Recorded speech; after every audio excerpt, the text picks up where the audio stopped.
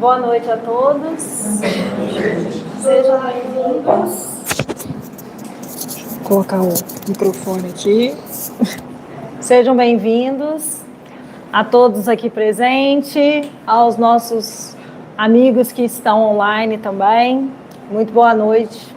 Depois dessa apresentação, né, que nos levou lá nas nuvens, né? E aí, peço a todos que iniciemos essa reunião com uma prece, né? Então, peço que feche aqueles que gostam, fechem os olhos. Vamos nos concentrar, pedindo a Deus Pai,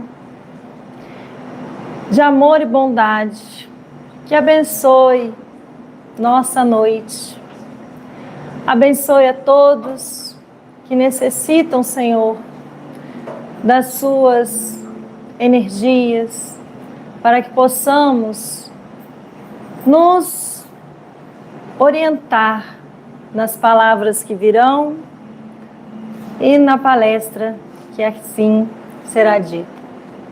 Obrigada, mais uma vez, por estarmos todos aqui, para buscarmos mais uma noite de sabedoria, de estudo. Obrigado, Senhor, que assim seja.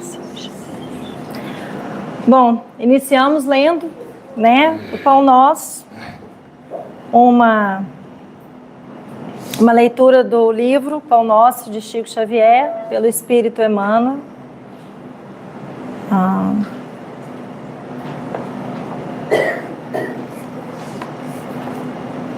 Lição 116.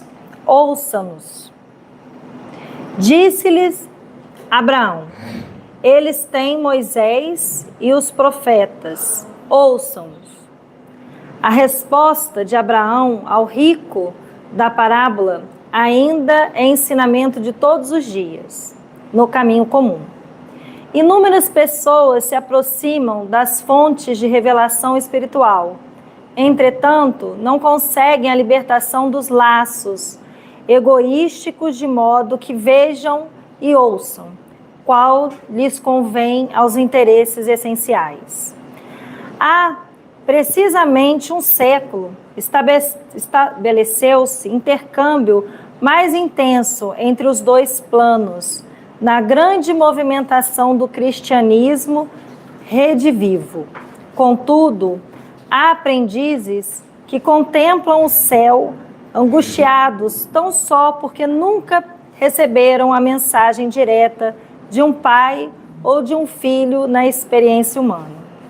Alguns chegam ao disparate de se desviarem da senda alegando tais motivos. Para esses, o fenômeno e a revelação no espiritismo evangélico são simples conjunto de inverdades, porque nada obtiveram de parentes mortos em consecutivos anos de observação. Isso, porém, não passa de contrassenso. Quem poderá garantir a perpetuidade dos elos frágeis das ligações terrestres? O impulso animal tem limites. Ninguém justifique a própria cegueira com a insatisfação do capricho pessoal. O mundo está repleto de mensagens e emissários há milênios. O grande problema, no entanto, não será em requisitar-se a verdade para entender ao círculo exclusivista de cada criatura, mas na deliberação de cada homem, quanto a caminhar com o próprio valor na direção das realidades eternas. Que assim seja. Bom, essa noite estamos ao lado mais uma vez da Ana Carolina, já uma grande amiga da casa, né? Que veio nos abrilhantar essa noite. Deixa eu só pegar o tema aqui, que eu achei lindo, né? Que ela faz parte do grupo Fraternidade Bezerra de Menezes e hoje vem agraciar a gente que não são os que gozam saúde, que precisam de médicos. Boa noite, obrigada. Obrigada. Boa noite, queridos amigos. Mais uma vez, uma alegria imensa estarmos aqui reunidos. Trago um abraço fraternal dos companheiros do Bezerra de Menezes. Nossa casa esse mês está em festa, estamos comemorando 30 anos de fundação. Então, alguns dos trabalhadores vieram hoje acompanhar em caravana e assim a nossa casa se estende à casa de vocês e juntos estamos formando uma só casa. Aqui eu reconheço vários rostinhos, né, de outras datas, pessoas que não via há muito tempo, outros que estou revendo agora. E estou muito feliz em meu nome, em nome de todos os trabalhadores, de estarmos aqui para conversarmos um pouquinho, não é? Cada vez que a gente se reencontra em torno do Evangelho, é um momento de rever, é um momento de revisitar a mensagem libertadora, a mensagem esclarecedora e consoladora. E assim esse tema não são os que gozam saúde, que necessitam de médico. Esse tema está contido no capítulo 24 de O Evangelho segundo o Espiritismo. Não ponhais a candeia debaixo do alqueire. Esse capítulo é interessantíssimo, com a metáfora da candeia e do alqueire, que devemos colocar a luz à vista de todos. A luz não pode ficar escondida. E por muito tempo, essa luz do conhecimento das coisas espirituais, das coisas divinas, ficou como se fosse oculta aos olhos da maioria das pessoas.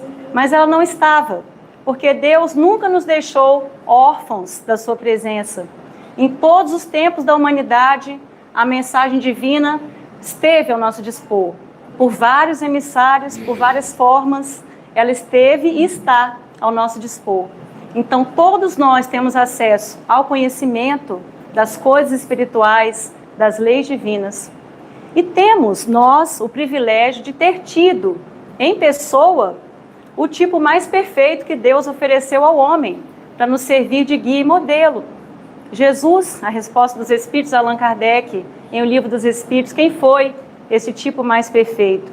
E o Cristo, quando aqui esteve, deixou para nós uma jornada de luz. A palavra-chave do nosso estudo hoje é luz. Estamos falando de luz, estamos num ambiente de luz. Quando o companheiro falou que a palestra já havia começado, é exatamente isso. Quando nós saímos da nossa casa hoje, depois de termos aceito o convite de Jesus para nos encaminharmos para essa casa de amor, nós já estávamos sintonizados com essas energias. Estávamos recebendo da espiritualidade aquilo que nós estamos necessitando.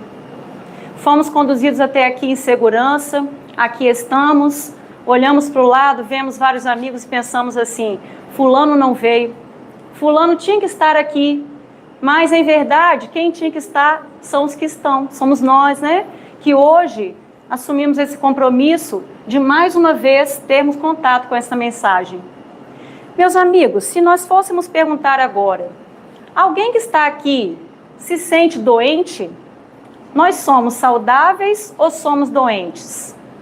Somos sãos ou estamos adoentados?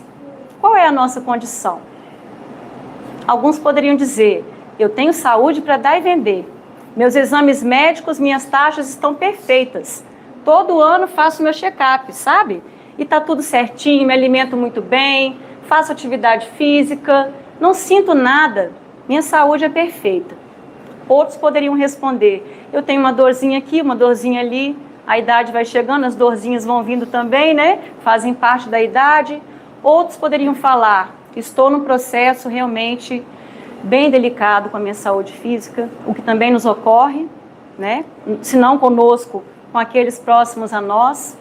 Aí poderíamos dizer, então são esses os doentes, porque estão doentes do corpo. Ah, meu problema não é físico, é emocional. Tenho um desequilíbrio na área emocional, estou me tratando, tentando me reequilibrar. Outro poderia dizer, minha questão é na área psicológica. Sinto muitas dificuldades nessa área.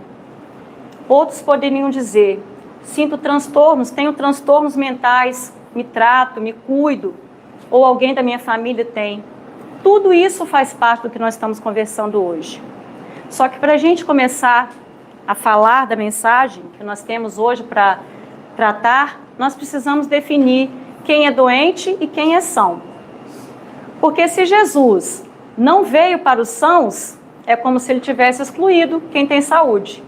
Ele só veio para os doentes. A mensagem do Cristo, ela é apenas para os doentes? Vamos pensar.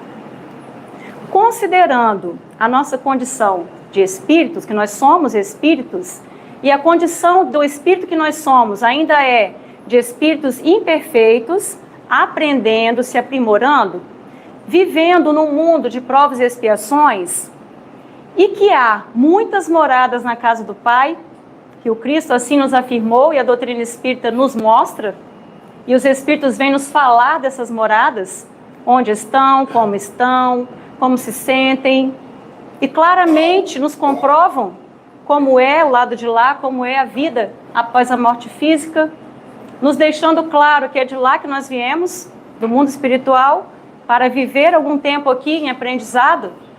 Assim nós podemos pensar, se há muitas moradas, certamente há moradas equivalentes à nossa, outras ainda um pouco mais inferiores no sentido de que não alcançaram esse patamar, e muitas outras que já passaram por esse nível que nós nos encontramos, e os habitantes dessas moradas são muito mais evoluídos que nós. Sendo assim, o conceito de saúde se estende infinitamente. O que é ter saúde? Para nós é o que nós dissemos no início. Tudo bem, não sinto nada, meus exames estão ótimos. Isso é ter saúde. Para nós. No conceito espiritual, a saúde é algo que precisa ser vivenciado em plenitude.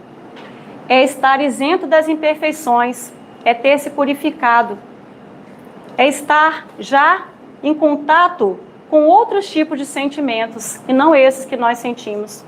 Porque o que nos adoece são os nossos sentimentos, mal administrados, mal compreendidos, são os nossos pensamentos, mal cultivados, mal escolhidos, que se transformam em algo real. Quando nós pensamos, já estamos criando. Quando nós sentimos, estamos emanando. Isso vai nos trazer saúde, que seria, o sentimento de paz, de alegria, paz da consciência, ou mal-estar, ou sentimento de desarmonia, ou seja, adoecimento. As nossas imperfeições morais nos adoecem. Elas podem se refletir nas doenças do corpo ou não. Mas, em essência, todos nós estamos adoecidos da alma, do espírito. E os irmãos mais evoluídos, estes alcançaram a saúde integral, a saúde plena. É por isso que para eles, os espíritos mais elevados, o que traz alegria é poder servir. Quando eles têm a responsabilidade ou têm a oportunidade de virem em nosso auxílio, eles se sentem muito bem. A sensação de bem-estar é imensa. Então, sim, esses são os sãos. Aqueles que têm saúde. Nós somos os que estamos conquistando essa saúde. Vamos falar um pouquinho sobre isso hoje. Ah, mas não é desses sãos que Jesus está falando. Não teria sentido, porque isso seria uma coisa lógica. O médico vem para quem precisa. Quem não precisa de médico, não vai. Mas no nosso mundo existe um tipo de saúde que ela é ilusória. Podemos também trazer como comparação um outro item do Evangelho segundo o Espiritismo, que trata das bem-aventuranças, em que Jesus, no Sermão do Monte, havia dito que bem-aventurados os pobres de espírito. E no Evangelho, Allan Kardec nos traz o pobre em espírito e o rico em espírito, para traçar a diferença. Quem é o pobre em espírito? É o simples. É aquele que está receptivo à luz. É aquele que está com seu íntimo aberto para receber essa luz. A luz do entendimento, da compreensão, das verdades espirituais, do autoconhecimento, da autorresponsabilidade. É aquele que já está pronto para receber, está sedento. Ele quer, ele busca. E existe o rico em espírito, que nada mais é do que o orgulhoso. O orgulhoso, ele já se basta. Ele pensa que ele sabe tudo. Ele pensa que ele é autossuficiente. Por isso renega Deus. Como ele vai sujeitar a sua vontade, que para ele é perfeita, a uma vontade superior? Não há. Nesse momento do entendimento dele, não há como. Ele não está preparado ainda para receber as coisas celestes, os ensinamentos celestes. Ele está limitado às suas próprias verdades. Isso é temporário, não é, meus amigos? É temporário, estamos todos progredindo. Os irmãos, nós somos esses irmãos também, porque somos orgulhosos, mas aqueles em que o orgulho predomina em tudo, ele se fecha. E como ele se fecha, ele sente que ele é muito bom. Não precisa melhorar, não precisa se tratar, porque ele não tem nada para melhorar mesmo. Então, como é que ele vai se tratar? Como é que ele vai buscar algo que possa direcionar a sua vida? Ele já se fechou naquele mundinho. Então, são esses os sãos. Para esses, a mensagem da Boa Nova ainda é uma tolice, uma infantilidade, uma bobeira mesmo, né? Ai, que coisa sem sentido, parábola. Isso é historinha para criança. Quando se fala de doutrina espírita, o quê? Vida futura? Reencarnação? Isso é coisa de quem, né, não tem mais nada para se preocupar, vai se ocupar dessas histórias, dessas teorias falsas. É o orgulhoso, porque ele está convicto da sua própria verdade. Então, para esse, com certeza, a mensagem ainda não fará efeito. Um dia, sim, quando ele despertar a sua consciência. Pois bem, Allan Kardec escolhe, para iniciar este capítulo, no item 11, ele traz uma fala registrada, uma fala do Cristo registrada por Mateus, no seu capítulo 9, versículo 10 a 12. Essa situação aconteceu quando Jesus havia passado por certa localidade e efetuado várias curas. Naquela ocasião, ele já tinha passado por vários doentes, vários cegos, restituiu a visão aos cegos, aos coxos e assim por diante. Jesus tendo contato com as dores daqueles que estavam receptivos a ele. Por que ele não curou todos os cegos? Por que ele não fez andar todos os paralíticos? Não é? A cegueira que Emmanuel nos traz nessa mensagem, a cegueira espiritual, não é impossível de ser curada. Somente a própria pessoa vai poder se curar. Somente a pessoa. Nem o Cristo, com todo o seu poder, pode curar quem não quer ser curado. É respeitado o livre-arbítrio. Assim os espíritos procedem conosco, nossos mentores espirituais. Eles querem nos auxiliar. Eles nos aconselham, nos instruem, nos orientam constantemente. Quando nós aceitamos os bons conselhos, sim, nós podemos tomar boas resoluções e seguir aqueles conselhos. Quando nós não queremos, eles respeitam. Eles não podem violentar a nossa consciência. Eles respeitam nossas escolhas. E assim também o Cristo fazia. Ao chegar a alguém que ele já conhecia e sabia quem era aquela pessoa, né? Ele chegava sabendo com quem ele estava falando, aquele espírito com o qual ele estava falando. E a cura do corpo era apenas para chamar a atenção que o que verdadeiramente precisa ser curado é o interior. São as feridas da nossa alma, as chagas que nós trazemos. O orgulho e o egoísmo, como sendo as maiores, que produzem tantos frutos amargos, né? Frutos maléficos que nos prejudicam. O Cristo, então, respeitando cada um dos semelhantes, passa pelos caminhos e chega à casa de alguém. E Mateus registrou: estando Jesus à mesa em casa desse homem, vieram aí ter muitos publicanos e gente de má vida, que se puseram à mesa com Jesus e seus discípulos. Na introdução de Evangelho segundo o Espiritismo, em que Allan Kardec nos traz os termos que são falados nos evangelhos e o que eles significam para que a gente possa compreender melhor a mensagem, já que o Evangelho segundo o Espiritismo nos traz o ensino moral do Cristo, Allan Kardec não traz nada que possa causar controvérsia. Ele fala da moral do Cristo, porque é uma lei de todos os tempos e para todas as pessoas. Não rotula, não exclui, ela, ao contrário, né? Ela aproxima e reúne. Assim sendo, na introdução, a explicação dos termos, de tudo que, daqueles nomes que a gente ouve no Evangelho. explica quem são os publicanos, explica quem são os fariseus e assim por diante. E existe esse termo lá, gente de má vida. Os cobradores de impostos eram um desses, considerados pela sociedade como gente de má vida. Gente de má vida é aquela pessoa que não merece estar ao nosso lado. É uma pessoa desprezível. Ela só merece o nosso desprezo. Vamos imaginar essa cena. Jesus na casa deste homem, que tem o nome de Mateus.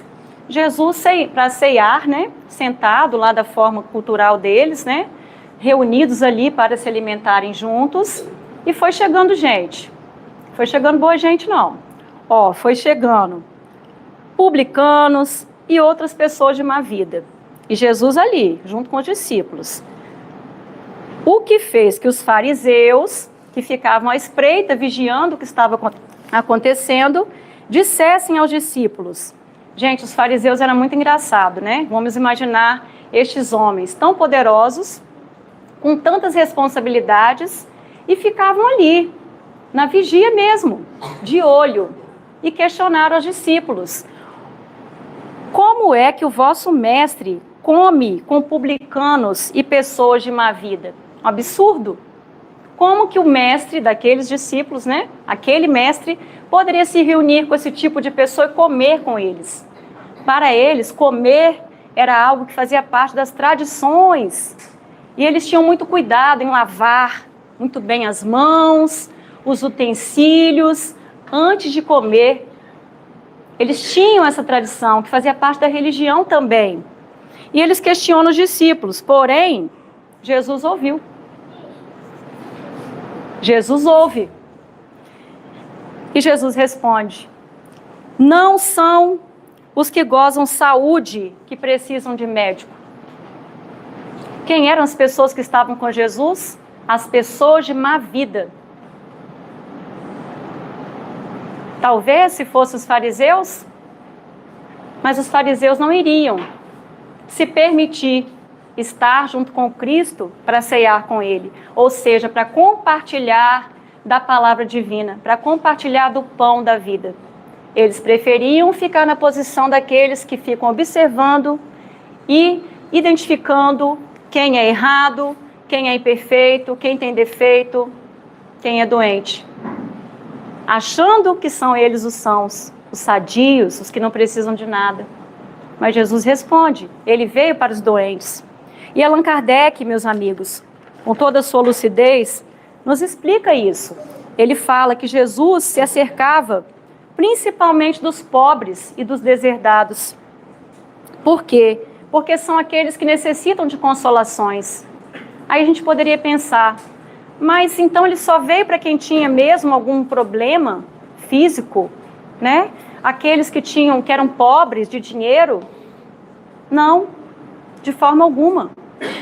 Ele vinha para aqueles que estavam prontos para recebê-lo. Como também veio para Joana de Cusa, mulher rica da sociedade, e tocou o coração daquela mulher. Também veio para Nicodemos, doutor da lei, mas Nicodemos ainda não entendia a boa nova, mas ele queria entender. Ele queria saber como alcançar o reino dos céus. Jesus dizia que era necessário nascer de novo. Nicodemos, com todo o conhecimento da lei, se questionou, mas como pode um homem velho voltar para o ventre de sua mãe para nascer de novo? E Jesus diz para ele, você é um doutor da lei. Se você não sabe, como eu posso te falar das coisas do céu? Se as coisas da terra você não está sabendo, ainda não pode entender. Assim, o Cristo falava, o Cristo se aproximava de todos, mas somente aqueles que estavam abertos para a sua mensagem poderiam compreendê-la, que eram os doentes, os necessitados. Ele vinha para os cegos dóceis e de boa fé, porque pedem se lhes dê a vista. O que o cego, quando Jesus chegou para o cego, o que Jesus pergunta para o cego? O que queres? O que queres que eu faça? E o cego responde, que eu veja. O cego não queria ver somente com os olhos físicos. Ele queria enxergar, compreender. Ele queria ir além daquela cegueira em que ele se encontrava. Talvez não conscientemente. Conscientemente ele queria era ver mesmo.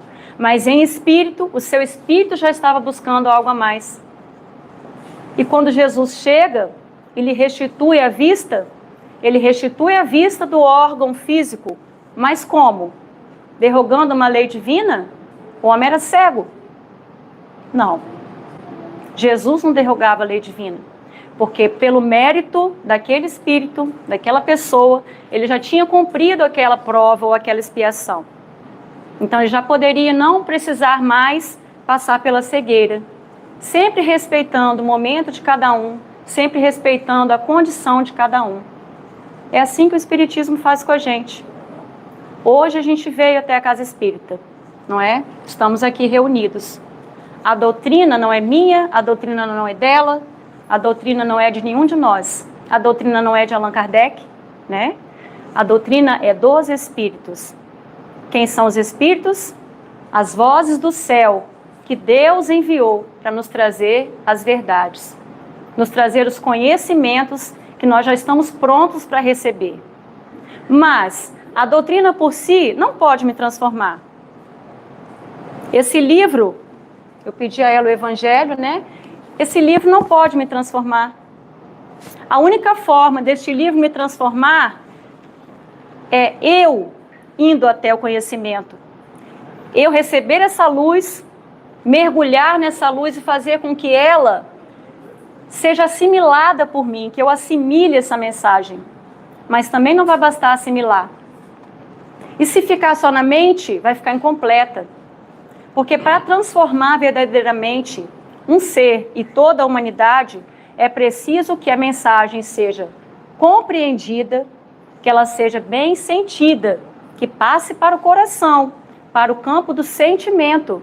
Senão não vou desenvolver as virtudes, não vou compreender o que Jesus veio fazer aqui.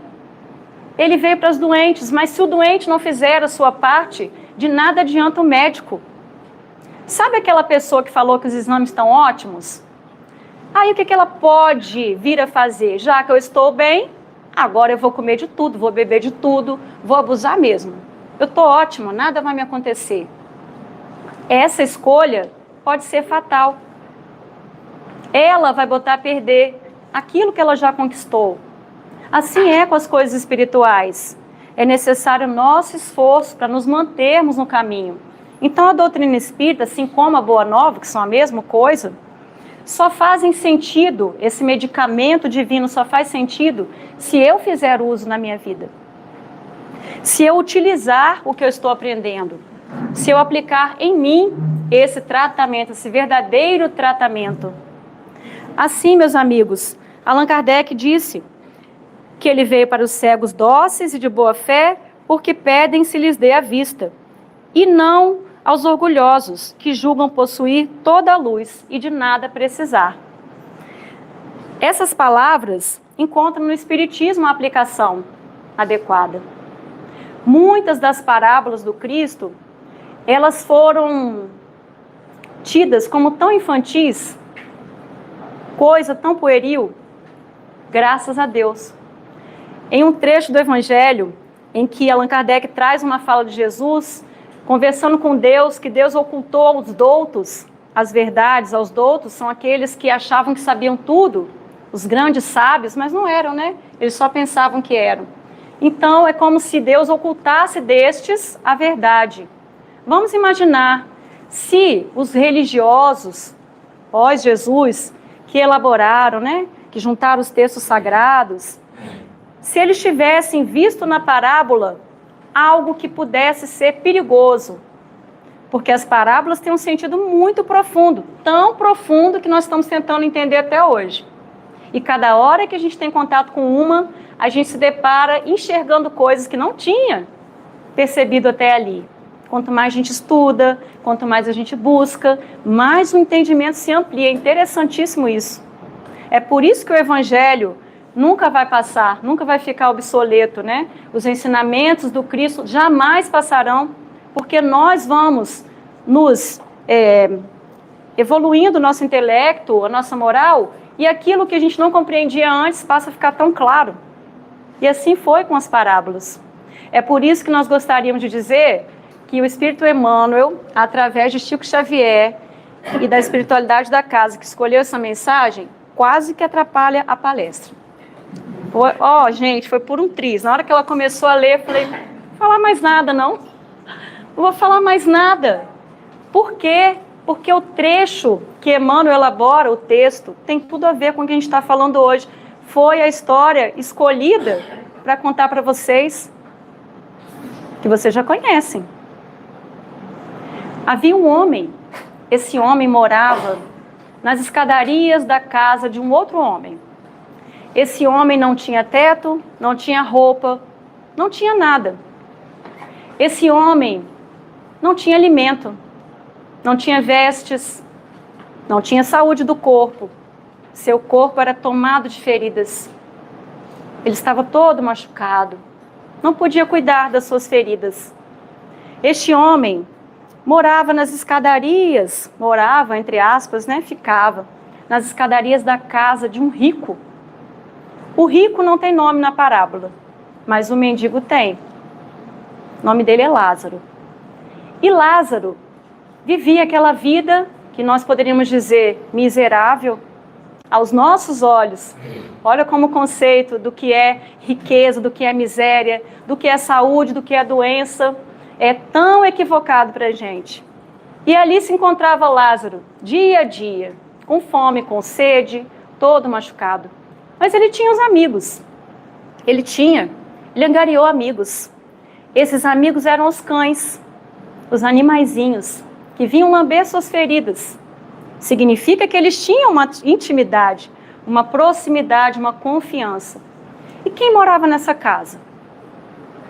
Quem morava nessa casa era um homem tão rico, mas tão rico, que as suas vestes eram as mais belas que existiam.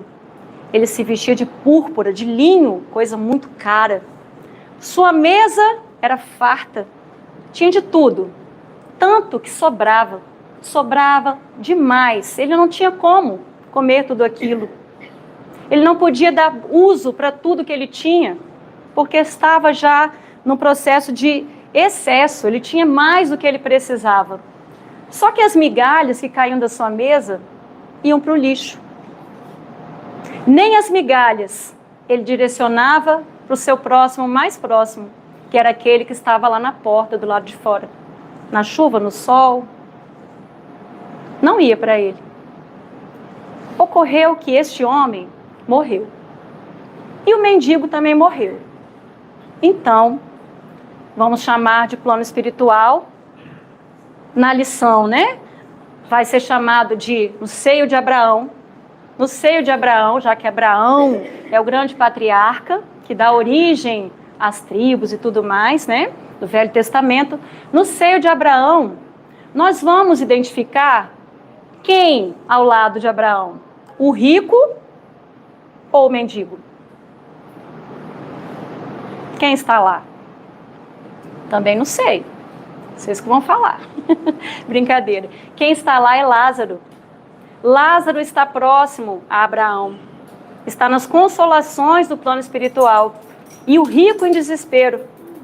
Ele queimava, sua língua queimava. E ele pedia, que ele via, ele conseguia ver Abraão e conseguia ver Lázaro lá. Ele reconheceu Lázaro. E ele então, com sua língua queimando em brasa, em fogo, pedia ajuda para que Abraão enviasse Lázaro para aplacar um pouquinho aquela queimadura, para trazer um pouquinho de água para ele. E Abraão responde, olha, infelizmente há um abismo entre vocês dois. Você, na terra, teve tudo. Tudo que você quis, você teve na terra. E Lázaro não. Lázaro não teve. Ele tem agora as consolações, porque ele fez por merecer. Quando o rico percebe a situação, é como aquele filme que passa, que dizem que passa na nossa mente. O que eu fiz, né? O que eu fiz da minha vida? Quando ele percebe o que acontece do lado de lá, ele suplica a Abraão para que enviasse Lázaro ou algum espírito até a casa dele lá na terra. Porque ele ainda tinha 5 irmãos. Quer dizer, 5 irmãos iguais a ele, pelo que a gente pode entender na história. com as mesmas posturas, a mesma conduta, vivendo da mesma forma que ele vivia aqui, orgulhoso, egoísta e tudo mais. E Abraão responde para ele que não seria possível enviar nem Lázaro, nem um outro espírito. Os irmãos não acreditariam, mesmo que Abraão enviasse, pois que eles já tinham Moisés e os profetas. Ou seja, eles já tinham acesso ao conhecimento da verdade. Não seria a presença de um espírito ou de um gênio, né, um espírito, para dizê-los o que acontece, que iria convencê-los de nada. Assim como não é a doutrina espírita que vai nos convencer. Não foi Jesus que convenceu a ninguém.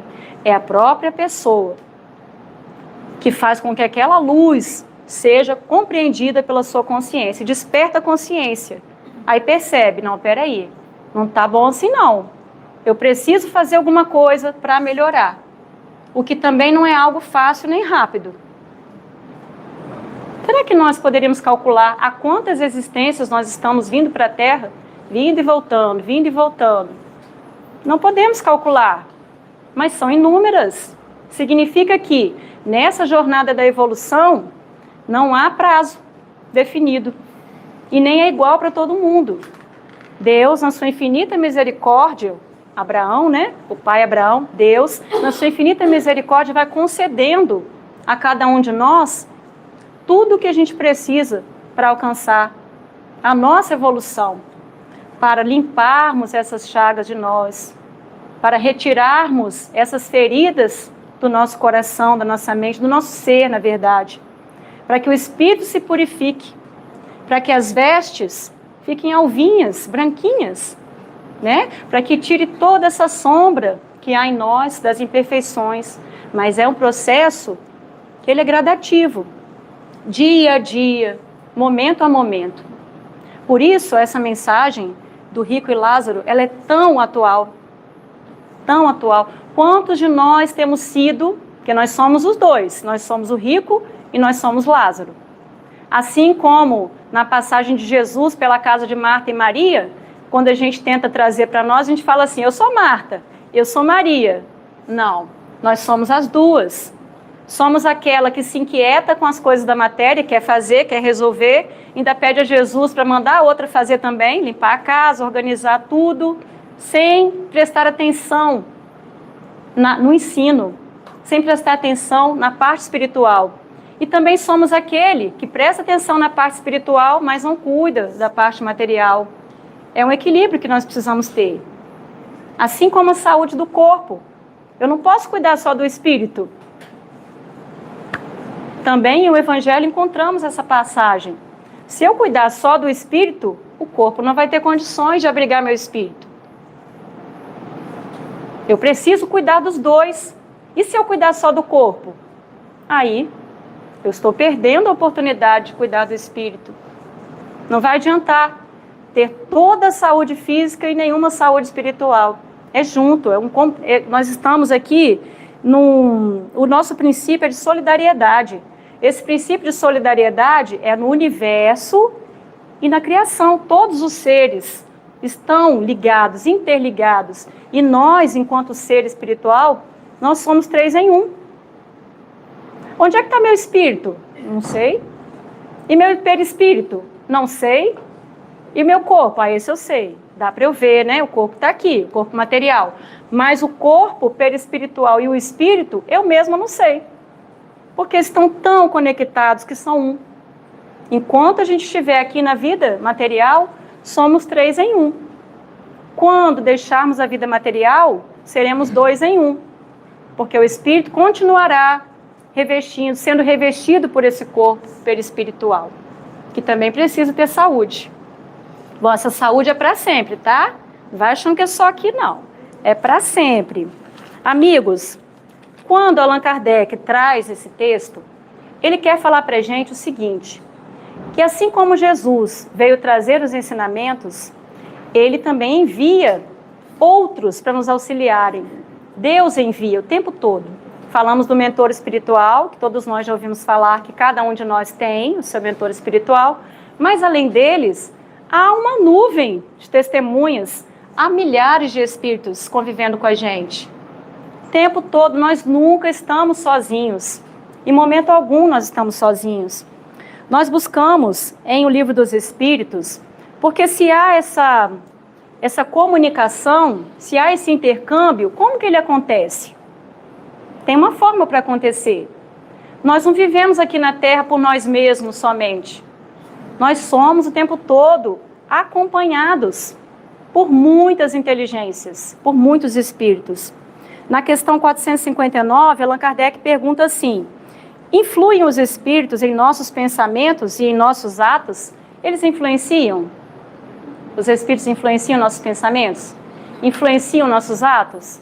Sim. Os espíritos respondem: muito mais do que imaginais. Não é que seja assim, é muito mais do que nós podemos imaginar.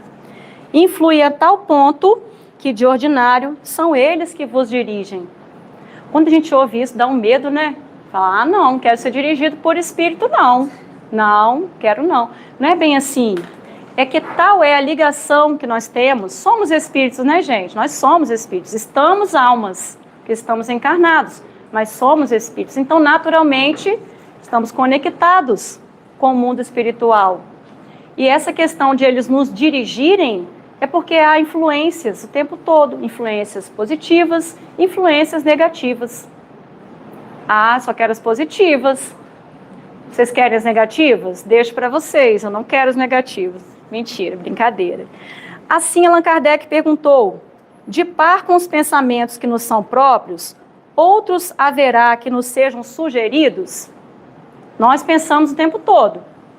Nunca paramos de pensar. Há outros que são sugeridos? A gente já sabe a resposta. Sim. E os espíritos ainda dizem assim: vossa alma é um espírito que pensa. Nós somos seres pensantes.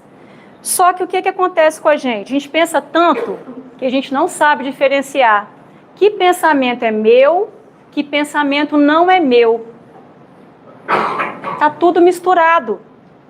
A gente pensa. De repente você está pensando uma coisa e vem outra. Ué, mas que negócio é esse? De onde que veio isso, né? De onde que veio esse pensamento? Eu não estava pensando nisso. Estranho. Aí você tenta afugentar. Daqui a pouco, pensa de novo. Aquela coisa que você não estava pensando. E se mistura. E a gente não sabe dizer se é nosso ou não, né? Se é nosso ou não. Aí ele pergunta: como haveremos de distinguir os pensamentos que nos são próprios do que nos são sugeridos? É uma boa. Será que é legal a gente saber? Vocês gostariam de saber? Qual pensamento é nosso? Qual pensamento é uma influência espiritual? A gente quer saber isso? Quer?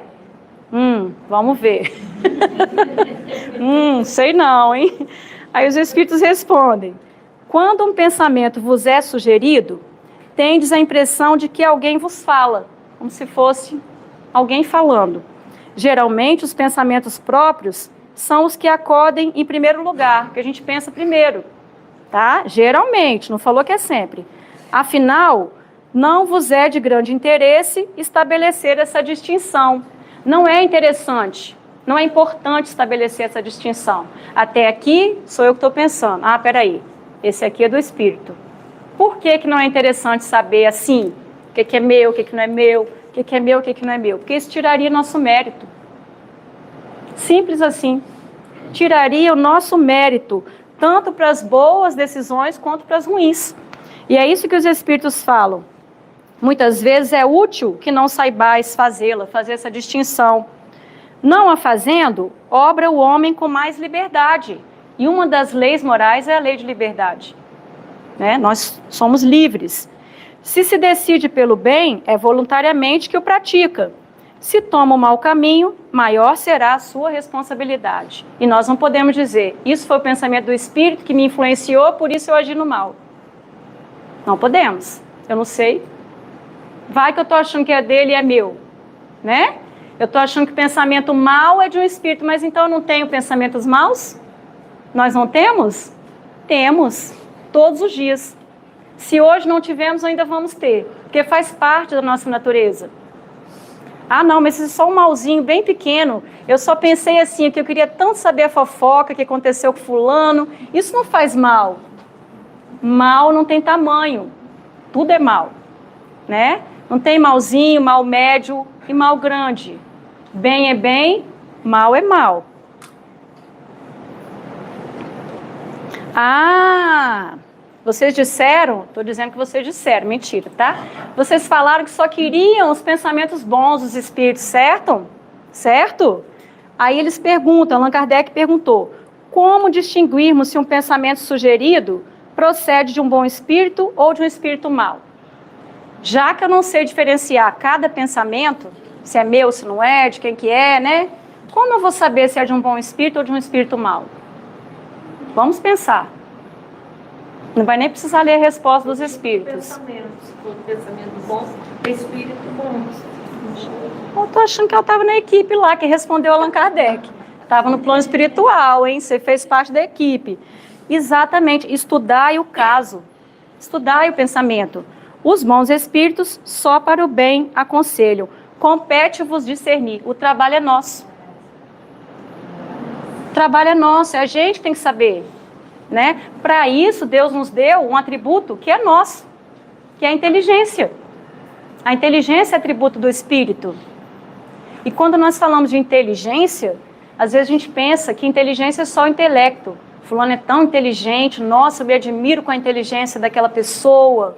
E acha que ser inteligente é somente essa inteligência cognitiva, né? Inteligência do intelecto. Não, gente. Se a saúde tem todos os aspectos que a gente falou, a inteligência também. Ela que vai nos levar à saúde. É o uso da inteligência que vai nos trazer a saúde plena. É a inteligência no campo intelectual, no campo emocional, no campo mental, no campo espiritual. Os estudiosos da Terra, os psicólogos, filósofos, todos os grandes conhecedores, eles estudam a inteligência, e cada um na sua área. E vão desenvolvendo teorias sobre a inteligência, nos auxiliando. Tem os QIs, né? Tem o quociente de inteligência. Tem o QE, que é o quociente de inteligência emocional. E tem o QS, quociente de inteligência espiritual. O que é isso?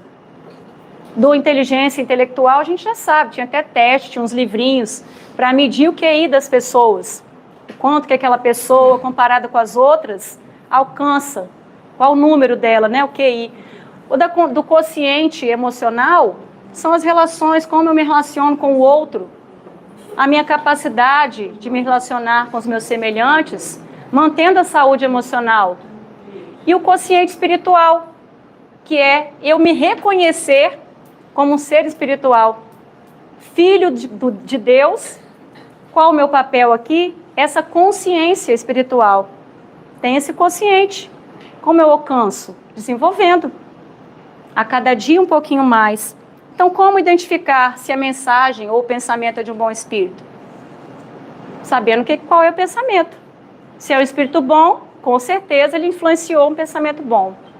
Não é muito lógico para a gente? E Allan Kardec, então, nos traz, além do papel de Jesus, como aquele que trouxe a Boa Nova, Moisés e os profetas, que trouxeram os ensinamentos anteriormente, a doutrina espírita, que nos trouxe o Consolador prometido, e todos os outros missionários que trouxeram a luz para a humanidade, em cada cultura, em cada povo, com a linguagem daquelas pessoas, da forma que elas podem compreender. Tudo faz parte das verdades divinas. Tudo.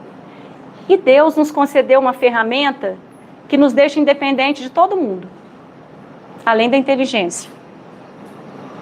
É a mediunidade. Ah, não quero saber desse negócio de mediunidade, tenho um morro de medo de espírito. Não me fala de mediunidade não, que eu já começo a me arrepiar aqui de medo. Se falar que tem um espírito aqui na casa espírita, eu vou sair correndo, né? Tem espírita que tem medo de espírito. Lá na nossa casa espírita tem, né? A Lê, Tábada, Lenice sabem disso. Tem espírita que se falar que tem um espírito ali, ó, não sobra, não fica dentro da sala, foge do grupo de estudo. Por quê? A gente não entende o que é mediunidade. Né? Não significa que todo mundo vai ver os espíritos, vai ouvir uma voz falando com a gente, ou vai escrever pela psicografia. A mediunidade, ela está em nós. ela é uma disposição orgânica para aqueles que terão mediunidade ostensiva, que é essa, de ver, de escrever, né, de ouvir. É ostensiva porque ela é forte, dá para perceber o que está acontecendo. Mas médiuns, todos nós somos.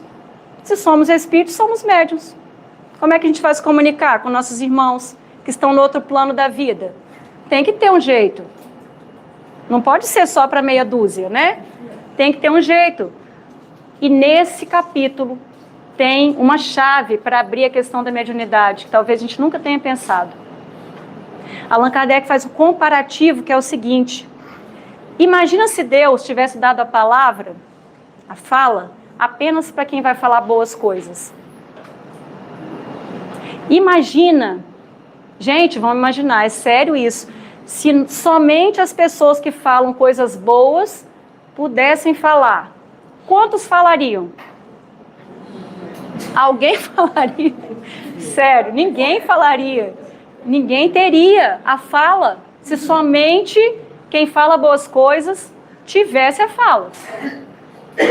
Ele ainda compara. Imagina se Deus só desse ouvidos para quem ouve boas coisas e não se interessa em ouvir o que não presta. Ah, eu já não teria, não. Ninguém teria ouvidos. Para chegar ao seguinte ponto, aí vai os olhos, né? As outras faculdades que nós temos, todas elas, porque de todas elas o homem abusa. Fazemos mau uso de todas. Aí ele compara com a mediunidade. Imagina se Deus só concedesse a mediunidade para os dignos. Ele usa a palavra digno. Para os retos. Para o homem de bem, né? Que é o nosso projeto. Somente o homem de bem tivesse a mediunidade. Quem teria mediunidade? Ninguém. Até porque, quem é digno e quem não é?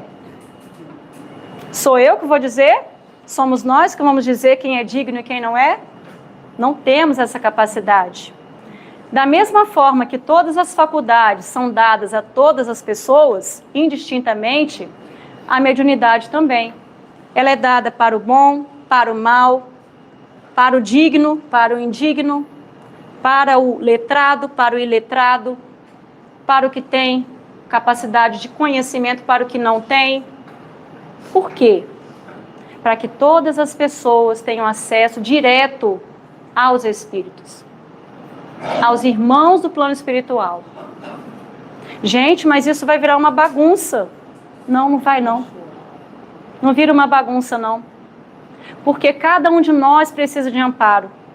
E se eu me visse sozinha nesse planeta, sem poder contar com ninguém, e esse ninguém incluísse o plano espiritual, porque eu sou indigna, como que eu poderia me melhorar, dar passos mais seguros, aprender as coisas, já que as pessoas viraram a cara para mim porque eu sou indigna, eu não tenho amigos, não tenho família, e quem seria por mim? Nós todos estamos recebendo um amparo divino. Todos. A Terra, ela é um grande hospital, um grandíssimo hospital. Também é uma escola, também é um laboratório, também é um presídio. A Casa Espírita também é um laboratório, também é um educandário e também é um hospital. Nós estamos na Terra, cada um com as suas dores, adoentados, sofrendo. Tem dores que não dá para perceber. A gente olha para a pessoa, ela está sorrindo. Ela brinca, ela fala piada, vai nas festas, ela canta, e a gente não vê a dor dela. Mas ela tem. Aquele tem saúde plena que nós falamos, né, do corpo, ele também tem dor.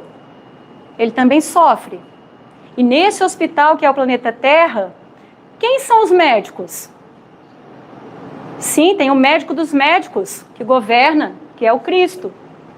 Sim, tem a sua mensagem, que está ao nosso dispor. Mas os médicos também somos nós. Nós somos responsáveis por fazer a nossa parte, como irmãos. Nós não estamos isentos dessa responsabilidade. Então, se todos somos doentes, acredito que cada um já tenha tido alguma experiência no hospital, com alguém ou consigo mesmo, para perceber aquela realidade de que ali todo mundo é igual? Ali não vai adiantar minha conta bancária, nem o meu guarda-roupa, nem tudo que eu tiver, que eu só vou precisar de um leito, copo com água, um alimento e um lençol.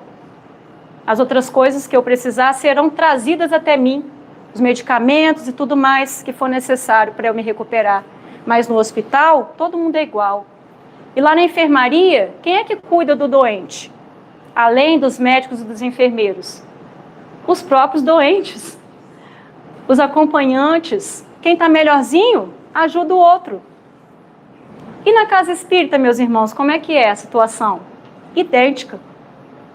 Porque se for esperar ter um perfeito aqui, para divulgar a doutrina espírita, para facilitar grupo de estudos, para evangelizar, para aplicar passe, para cantar e tocar como vocês, eles são perfeitos, eu esqueci, desculpa.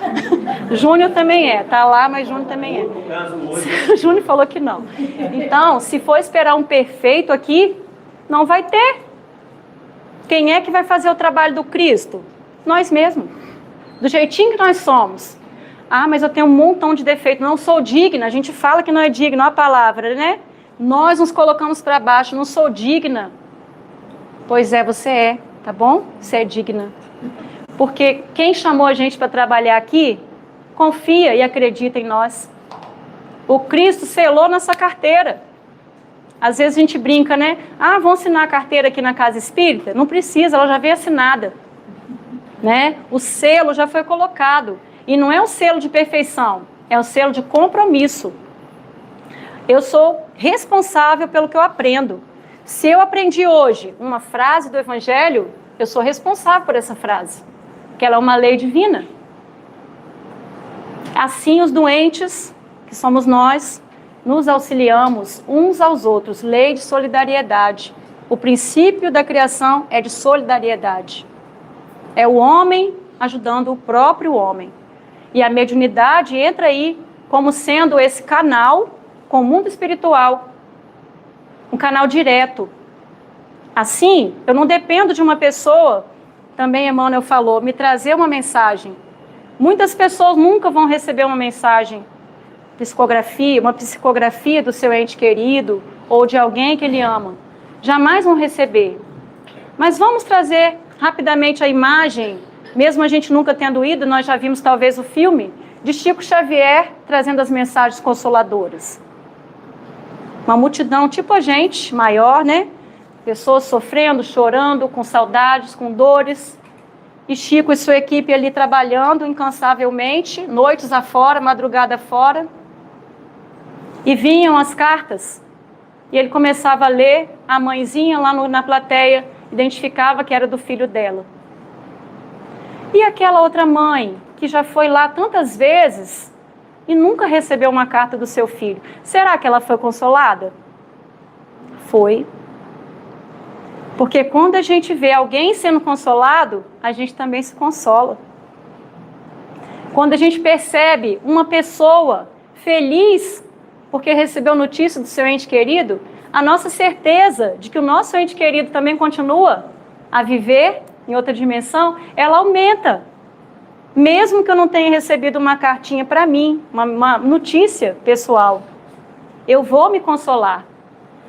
Ah, mas vamos supor que aqui, por exemplo, seja um dia de grupo de estudos, não vai ter nenhuma oportunidade de receber uma mensagem. Mas a gente estudou aqui, gente. Olha, os espíritos influem em nossa vida, como eu vou distinguir o pensamento, se é meu, se é do espírito, como saber se é um espírito bom, se é um espírito mau. Eu me esclareci. Se eu me esclareci, eu me consolei.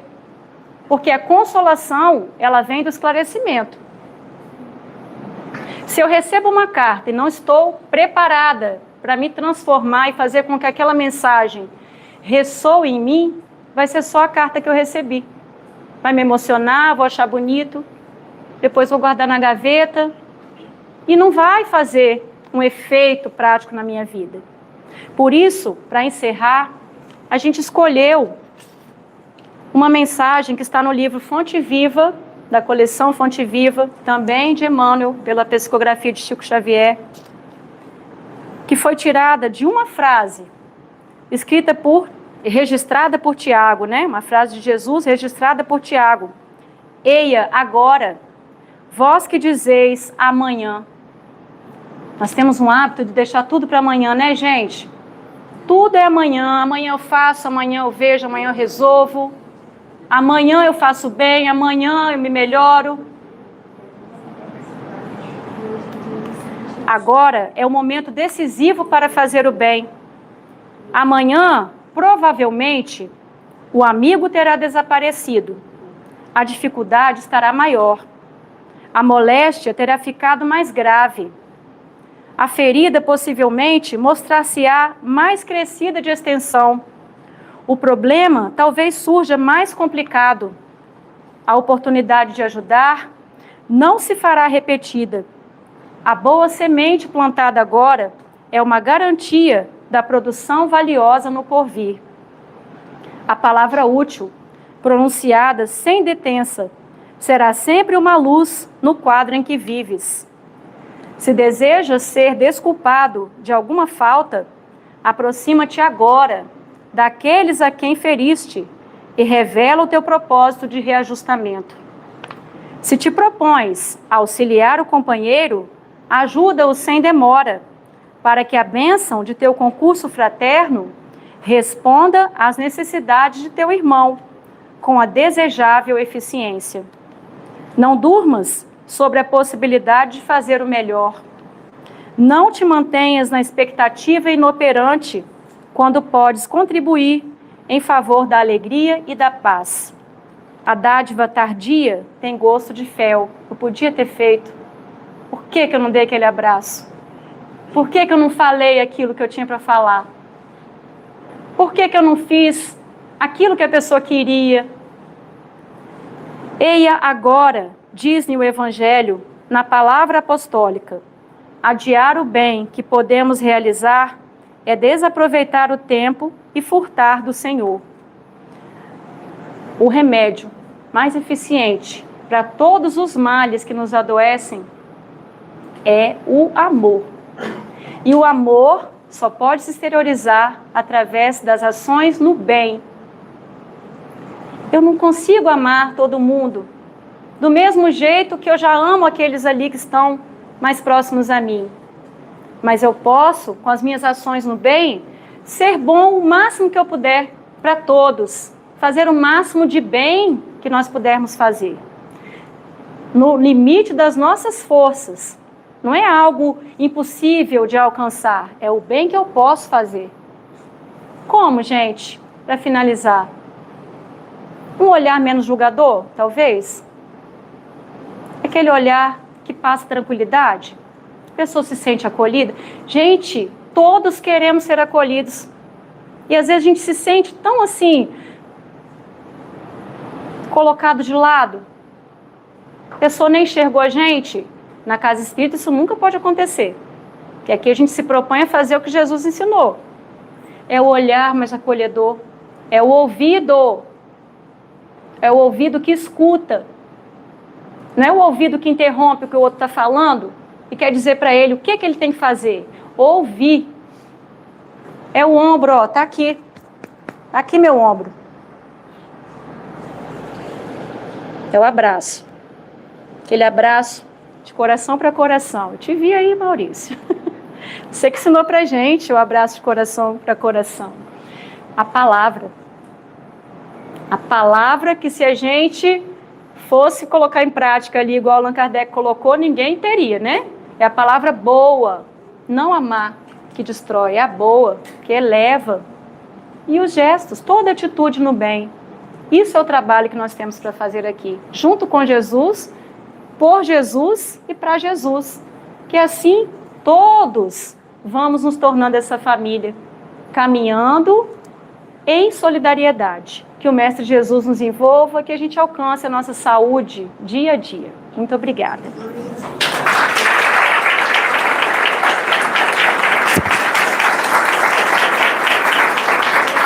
Linda. Obrigada, amor. Obrigada, viu?